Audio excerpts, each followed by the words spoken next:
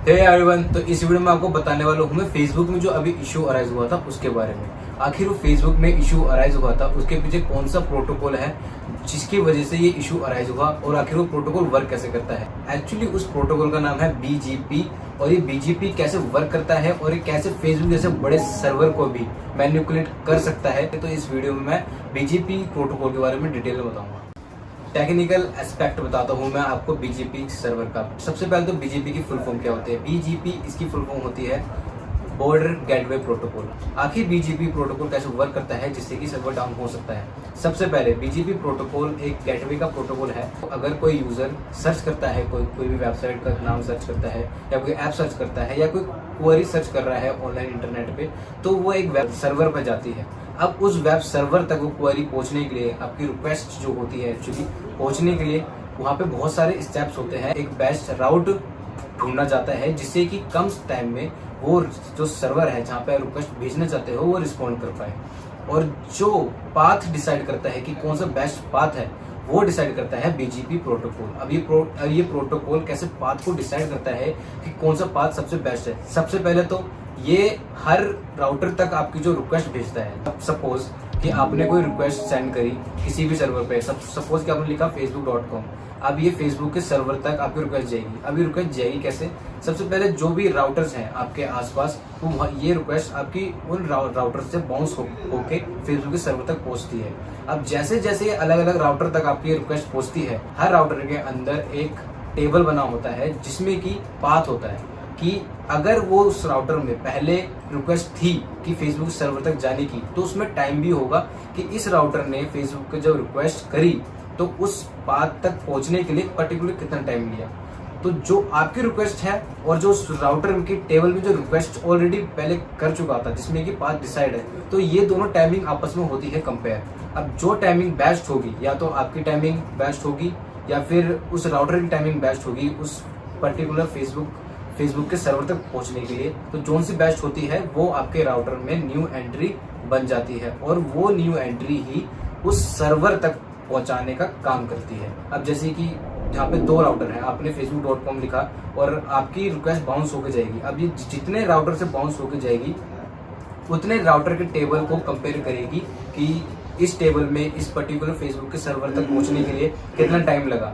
तो जैसे ही जिस भी राउटर में सबसे कम टाइम लगा होगा उसको बोलेंगे बेस्ट राउट होता। तो गाइस जो भी वो एंट्री होगी सबसे पहले पहुंचने वाली, तो वो ऑटोमेटिकली एंट्री आपके राउटर में एंटर हो जाएगी। तो ये बेस्ट राउट होता है किसी सर्वर तक पहुंचने का और यही काम करता है BGP कंपेयर करता है टाइम इंटरवल कि कितना डिस्टेंस कवर करा और कितने राउटर के थ्रू होके आपकी रिक्वेस्ट उस सर्वर तक पहुंची। एक्चुअली BGP का मेन पर्पस है उस डेस्टिनेशन तक पहुंचाना आपकी रिक्वेस्ट को जहां तक आप चाहते हो कि आपकी रिक्वेस्ट जाए।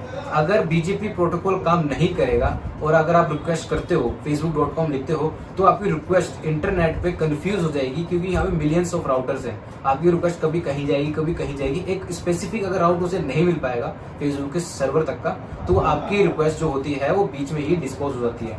अब ये रिक्वेस्ट कैसे जनरेट होती है, रिक्वेस्ट के अंदर क्या क्या पार्ट होते हैं, तो गाइस ये सारी डिटेल इन्फॉर्मेशन आपको मैं अगली वीडियो में बताऊंगा या फिर डिस्क्रिप्शन में लिंक दे दूंगा जिसमें कि आपको पता लगेगा कि रिक्वेस्ट के अंदर कितने पार्ट होते हैं, कितने बिट्स होते हैं, क्या कौन कौन से प्रोटोकॉल काम करते हैं जिससे कि ये रिक्वेस्ट जनरेट होती है, पैकेट सेंड होते हैं सर्वर तक और उसके बाद आपको रिस्पॉन्स आता है। अब आखिर फेसबुक को इस BGP सर्वर ने कैसे इफेक्ट करा। सबसे पहले जो भी यूजर रिक्वेस्ट भेज रहे थे फेसबुक के सर्वर पे, सपोज कि आप इंस्टाग्राम ओपन कर रहे हो या फिर व्हाट्सएप से किसी को चैट मैसेज भेज रहे हो, तो जैसे ही आप किसी को चैट मैसेज भेजते थे तो एक पैकेट जनरेट होता था। अब वो पैकेट जैसे ही ट्रांसफर होने को रेडी है फेसबुक के सर्वर तक, बट वो वहां तक पहुंच ही नहीं पा रहा है क्योंकि वहां पे एक उस पैकेट के अंदर एक स्पेसिफिक टाइम होता है। अगर वो उस टाइम तक फेसबुक के सर्वर तक नहीं पहुंच पाया तो वो ऑटोमेटिकली डिसॉल्व हो जाता है इंटरनेट के अंदर। तो जैसे ही वो पैकेट या तो उस सर्वर तक पहुंच नहीं पा रहा था या फिर जो फेसबुक ने अपनी तरफ से ट्वीट करा है उसमें लिखा गया BGP सर्वर में कुछ ऐसा एरर आ रहा था, कुछ टाइम अगर वो रिक्वेस्ट पहुंच भी जा रही है तो फेसबुक का सर्वर उस रिक्वेस्ट का रिस्पॉन्ड नहीं करवा रहा। आखिर अगर आपकी रिक्वेस्ट फेसबुक के सर्वर तक पहुंच गई तो जो उसे रिस्पॉन्स बैक करना है, आपके सपोज कि आपने लॉगिन पेज पर जाना है तो लॉगिन पेज की रिक्वेस्ट तो चली गई है फेसबुक के सर्वर तक, बट वो रिस्पॉन्ड नहीं कर पा रहा है। अगर वो रिस्पॉन्ड नहीं कर पाएगा तो वो लॉगिन पेज जो है वो ओपन ही नहीं होगा, सिंपली वो लोडिंग पेज आता रहेगा। तो कुछ इस टाइप का एरर इशू बताया गया है फेसबुक की तरफ से। लेकिन गाइज ये इशू काफ़ी फेक और छोटा इशू है लगता है। मतलब मैं अगर अपने पॉइंट ऑफ व्यू से बताऊं तो ये इशू कितना बड़ा नहीं है कि फेसबुक जैसे बड़े सर्वर पे डाउन कर सके। एक्चुअली मेरा अगर मैं साइबर सिक्योरिटी के पॉइंट ऑफ व्यू से बताऊं, मुझे ऐसा लगता है कि, और बाकियों को भी अगर आप ट्विटर पे चेक करोगे, जो प्रोफेशनल्स हैं वो दावा कर रहे हैं कि अभी भी जो फेसबुक का सर्वर है उस पर साइबर अटैक हुआ है, जिससे कि उसका काफ़ी डेटा ब्रीच हुआ है फेसबुक का। और जो डेटा ब्रीच को रोकने के लिए कुछ टाइम जो अपनी रेड टीम होती है, ब्लू टीम होती है, जो उस अटैक को उस टाइम के लिए प्रोटेक्ट करती है, तो पर्टिकुलर टाइम के लिए सर्वर को डाउन करा जाता है ताकि जो अटैक है रनिंग प्रोसेस में उसे तुरंत की तुरंत रोका जा सके। तो गाइस मुझे ये लगता है कि इस सर्वर पर अटैक हुआ है, कहीं ना कहीं डाटा ब्रीच हुआ है जो कि फेसबुक बचा रहा है। और ये बस एक टेक्निकल एस्पेक्ट बता दिया है स्टेटमेंट के लिए, ताकि किसी को ना पता लग पाए कि फेसबुक का डाटा दोबारा ब्रीच हुआ है।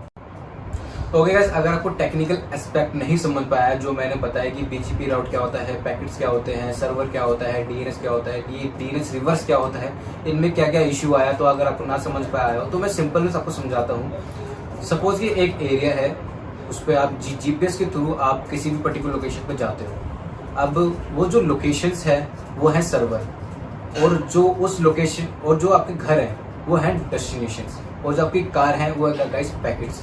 अगर आप किसी पर्टिकुलर अगर आप अपनी कार में बैठते हो और जीपीएस पे लोकेशन सेंड करते हो कि मुझे एक पर्टिकुलर लोकेशन में जाना है, और अगर वो जीपीएस ही आपका खराब हो जाए तो आप उस पर्टिकुलर लोकेशन पे नहीं जा सकते। तो वैसे ही आप अगर कार में बैठे हो, अगर अपनी लोकेशन सेट करी, तो आप समझ सकते हो कि आप वो रास्ता भूल जाओगे, उस डेस्टिनेशन में पहुंच ही नहीं पाओगे।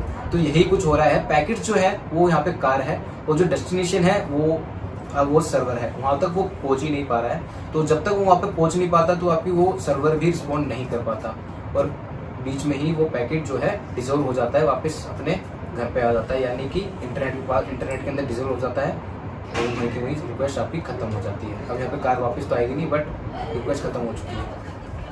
Okay guys, thanks for watching this video. अगर आपको लगता है ये इन्फॉर्मेशन थोड़ी सी भी यूजफुल लगी हो आपको, या फिर थोड़ी सी भी काम आई हो, और गाइस अगर आप कंप्यूटर से रिलेटेड इन्फॉर्मेशन की शौकीन हो तो इस चैनल को जरूर सब्सक्राइब करना, क्योंकि मैं आईटी रिलेटेड इन्फॉर्मेशन अपने यूट्यूब चैनल पे डालता रहता हूँ, और साइबर सिक्योरिटी से रिलेटेड कंटेंट डालता ही रहता हूँ। तो अगर आपको साइबर सिक्योरिटी पसंद है, अगर आप स्कूल के स्टूडेंट हो या कॉलेज के स्टूडेंट हो, तो चैनल सब्सक्राइब जरूर करना। और गाइस अगर आपको कोई लगता है कि कुछ मैंने इस वीडियो में पॉइंट मिस करा है, तो मैंने नीचे डिस्कॉर्ड का लिंक दिया हुआ है, वहाँ पे आप ज्वाइन कर सकते हो, वहाँ पे मैं आंसर करता हूँ। Bye bye.